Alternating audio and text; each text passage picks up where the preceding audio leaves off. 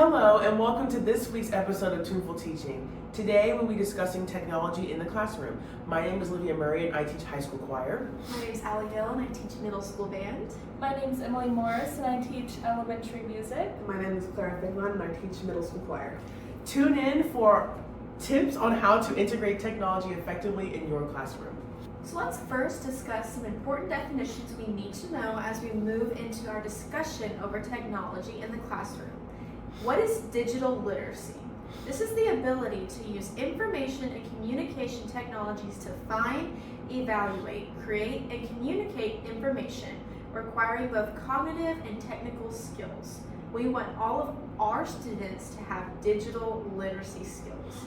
Notice, technology should not be a platform for consumption. It should be a space, like we saw in our definition, to find, evaluate, create, and communicate. We all know what technology is, obviously, but it's important as educators we know what true digital literacy is and how it impacts lives of students. Yeah. Yes. And why is technology important? I don't know why I asked that because I'm going to answer it. But students use internet all of the time. I mean, even our generation uses technology a lot. Yeah. They view it as a key source of information. That students need to increase knowledge in detecting what is real and fake. I know sometimes it's really hard to figure out what's real news and what's fake. Yes. And what's real information and what's fake information. But that's something that is very important for students to learn how to do. I mean, I fall prey to it and I'm a teacher. Yeah. How do we expect the 12-year-olds Right. Yeah. to be taken advantage of? Yes. And then students are constantly using the internet, so we must teach them how to create, communicate, and share digital content in the right way. Our students need to know how to determine what is real, valuable resource online and what is a hoax and unfactual source. I agree. I think it's also important when it comes to introducing technology. I guess it depends on the age group where you're teaching. But if you're introducing technology, to make sure that you have you take a day to go over the guidelines of what will be happening with like the Chromebooks, the iPads. Make it very clear your intentions with how you're going to be using it and what not to do and what to look out for. I think that's very important when it comes to giving technology, like open internet to children, or no matter what the age. It's important to know what's correct and what's wrong. So I fully Maybe like classroom norms, like we have discussion norms. You have like technology norms. Yes, I like that. Yes.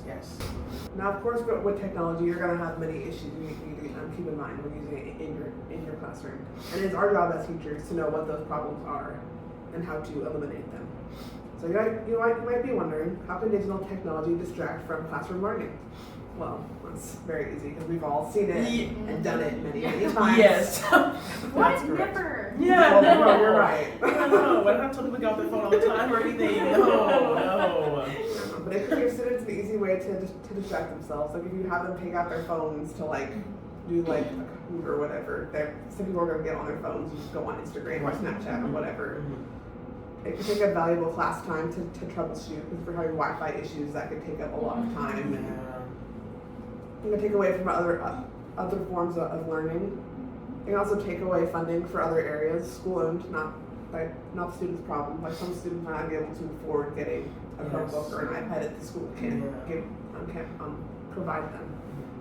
And then of course AI, because it can be helpful in its ways, but for students, I don't think it would be very helpful. We need to be able to regulate what they're using AI for if they are allowed to be using AI. Yes. Agreed. And I'd say with the valuable class time for troubleshooting, I would always have a backup plan. Yes, of course. If technology for some reason decides not to work, like with elementary, there's a lot of online platforms that we can use. And if one of them happens to not work, I always try to have a backup activity in line, just in case. Yes, that's important. Yes. Yeah. I read this article over technology in the classroom, and one of the educators against it she argued that she's not a babysitter because, you know, everybody's main thing is, oh, well, the teacher can see what you're doing, we can monitor it. And her argument was, I'm their teacher, I'm not supposed to babysit what platforms they're on. And I never thought of that. Yeah. Like, that's true. You're not engaging with students. You're sitting watching the computer going, Yeah. okay, it's appropriate, okay, they're on track, you know, that kind of changed my perspective. Yeah. Oh my gosh, I didn't even think about the aspect of having to monitor every student's screen. Oh my god, I didn't think about that. Okay. Wow, that's insight. Okay. Yeah. Another issue to discuss when it comes to technology is the digital divide. The digital divide is when groups of people don't have equal access or the same use and understanding of technology, and these groups don't have the access or at a disadvantage. It includes students in our classrooms and their families, and this can refer to things like Wi-Fi, quality devices, access to software, school district filters and limitations, and so on. Causes are usually based on a person's age, income, or location. This also can impact students in rural areas, you know, because we're out in the woods here. I'm in the piney woods, so we're out in the woods and technology is not that great out here. It depends, it's very wishy-washy. I also want to go back to when COVID happened and we all had to go online, and something we also discussed in class was how we would take little hotspot boxes, especially depending if you didn't have Wi-Fi at your house, to use for your Chromebook or do you do work in the from home. However, if you couldn't get to school or depending on where you were, it was very difficult for students to even access this. And this is a huge issue when it comes to making sure everyone has access to the same resources. And this is definitely something that needs to be addressed when you are bringing technology into your classroom, making sure everyone is accessible to everyone. And how is it fair to set the same expectations for everybody to do an online assignment when not everybody can? Exactly. Like, do y'all have maybe advice on how to navigate that? Do you have assignment options?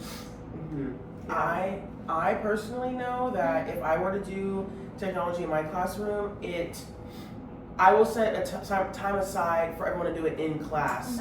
I remember in my classroom, one way we use technology in my high school is Sight Reading Factory. It's online. Online sight reading. Yes, and you can do it at your house, but one way I do it is I will literally have a set group of people go this day. You go in practice rooms while the rest of the choir will perform the music and will sing. But you have your time to go in and out, and then that'll be that day for that person. And then the next day it keeps going until all the students go. I think so that's how I make it accessible for everyone. So if you can do it at your house if you want, but it's a lot easier if you're already at school. We're using class time, but also I'm getting killing two birds with one stone, teaching and also having them do their sight reading in their practice. And I know for elementary, I don't use individual devices as much. Sometimes I will. We have the luxury of having tablets provided for us, but a lot of the time, especially with the younger students, it's better to have something on the board and a group thing. But that's another way. If you don't have access to it, you can still use technology and not it just be on the board and still have it be interactive.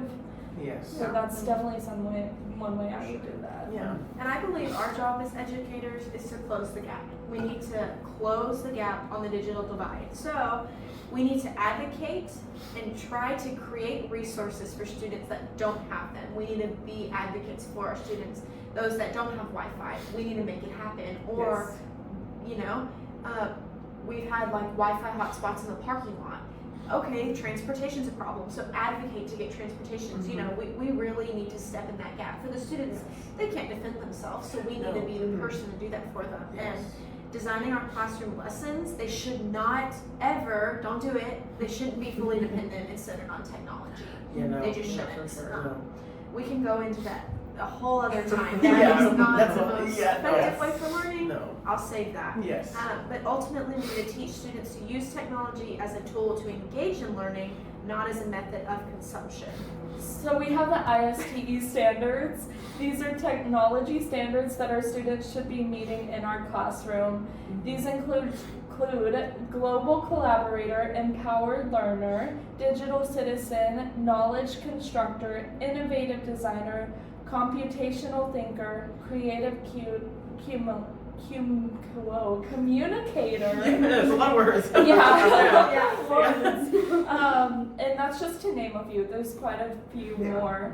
Our goal should be to incorporate technology in a way to make each of the standards apparent in our students and classrooms.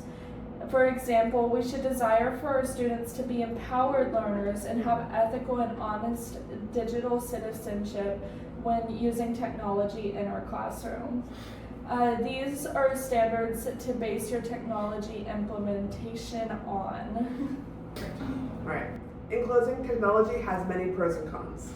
It is our job as educators to know the great benefits of technology and how to implement it in our classroom to serve our students, as well as knowing how harmful it can be and prevent these negative impacts in our classrooms.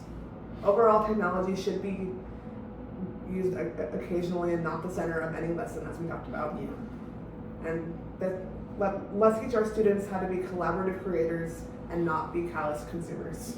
Yes, and with that, join us next time for more tuneful teaching tips to find your rhythm in the classroom. Bye-bye.